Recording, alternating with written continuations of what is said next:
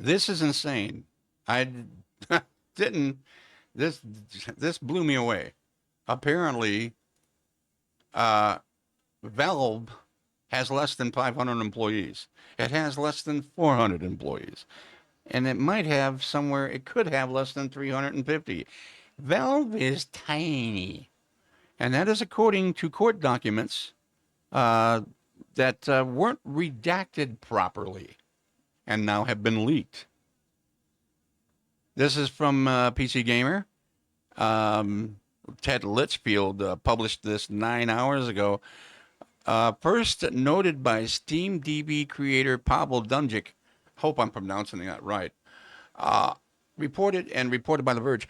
Documents from an antitrust suit against Valve show that the company consisted of just 336 employees in 2021. That's a fraction of the size of most big game publishers, even as Steam continues to shape the PC gaming as a whole.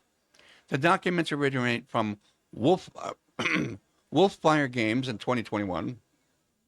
They sued Steam by arguing that they constitute an unfair monopoly on PC digital distribution. The documents remain partially redacted and were likely meant to have all the juicy details blacked out. And it's a surprisingly common error in the U.S. legal system that leads to sensitive data being made public. The Verge has a full chart of the year by year number of employees and department payroll changes at Valve. The chart confirms prior reporting that the overall headcount at the company has remained pretty stable for the last 10 years. Back in 2016, PC Gamer reported that the company had 360 employees, while Wikipedia said 330 in 2013. Here's the top line from 2021. Of those 336 employees, 79 directly worked on Steam, while a whopping 181 remained in games development. Pretty much the reverse of what you would expect, right? Given Steam's importance to company profits and how rarely, Valve releases new games. We're never going to see another Half-Life game. Never going to happen. Unless they license it to somebody else and some other developer, and there you go. There were just 41 employees working on hardware development at the time, and that's right around the time the Steam Deck's launch. And the remaining 35 employees were in, and my guess would be administration, HR, stuff like that. Wolfire Games actually criticized this limited headcount in its lawsuit, arguing that Valve devotes a minuscule percentage of its revenue to maintaining and improving the Steam store. Last year, a People Make Games report, and this is a fantastic video on YouTube. You should definitely check it out.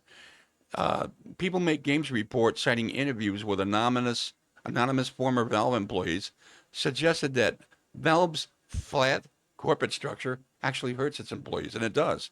That video by People Make Games is phenomenal. Definitely to check it out. Even with these issues in mind, it's hard not to be impressed with the company's sheer pound for pound effectiveness, managing one of the core pillars of PC gaming in Steam. Whether it's developer facing issues, there's a reason most gamers prefer it to other launchers. Oh, by far.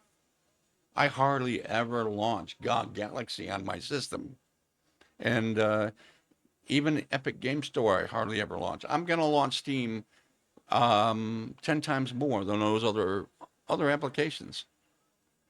And and with Steam revolutionized handheld PC gaming with the Steam Deck, bar none.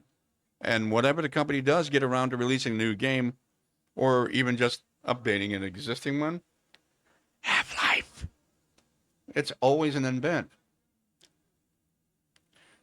Uh, the article lists some publishers and developers with their respective headcounts to put Valve's into perspective. So what we're seeing is 336 employees in 2021. So let's look at this. Microsoft Gaming, 20,100. Ubisoft, 19,100. Electronic Arts, 13,700. Sony Interactive Entertainment, 12,700. Bungie has 1,350. Larian 470. Naughty Dog has over 400. BioWare has about 270 after their layoffs. New Blood Interactive had just 30. Supergiant 25. Team Fortune 2. That's the perspective. That is insane. Let's see some of the comments here if we can. Let's see. Epic has 4,500 employees according to Statista. How is their launcher still missing features? Yeah, that's a perfect comment right there. Absolutely perfect comment. And Russell McCracken says, I'd be willing to bet the large development staff is focused less on making Valve games and more on gamifying the shopping experience to Steam. Well said.